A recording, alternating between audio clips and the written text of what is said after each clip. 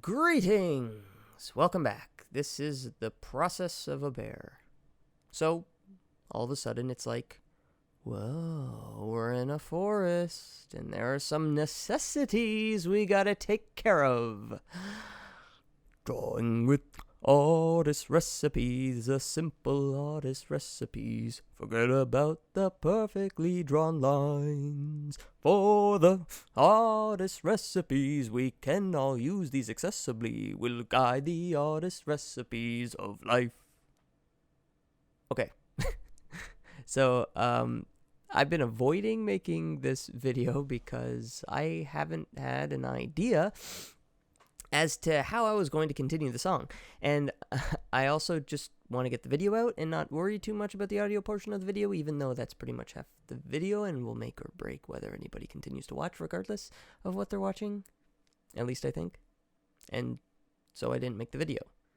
And that's why it's not a week after the zebra one, but rather like 3 or 4, 5 weeks, something like that.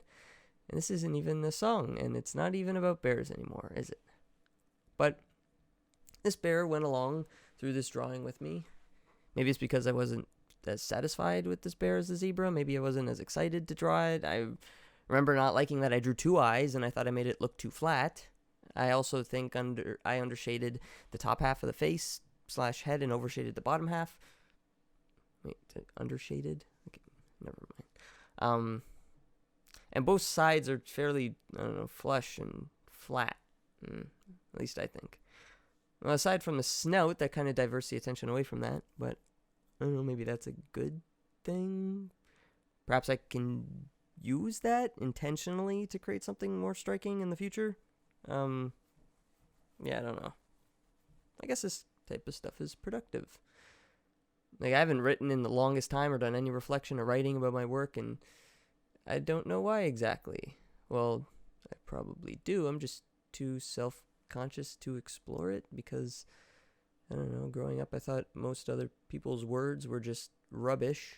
So a lot of the time I thought others would think my words were rubbish regardless of whether they were or not, and it always was rerouted to things just being uninspired and bad, and I worried so much about what people thought, which again rerouted to what I thought.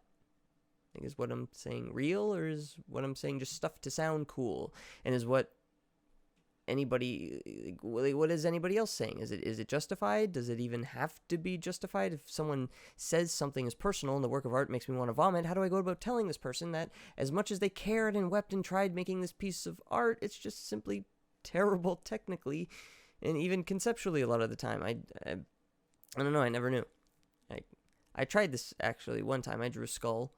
It was just a skull, but then I tied this random story about myself to the skull, and all of a sudden the skull meant something to people. And at that point, does it matter whether what I was saying was true or not?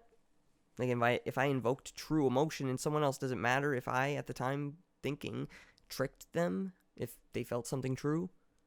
And, I don't know, perhaps it even was true to a certain degree. Anyway, like, this has been a long ramble, and at the end of all this, it's the bare necessities that matter in art.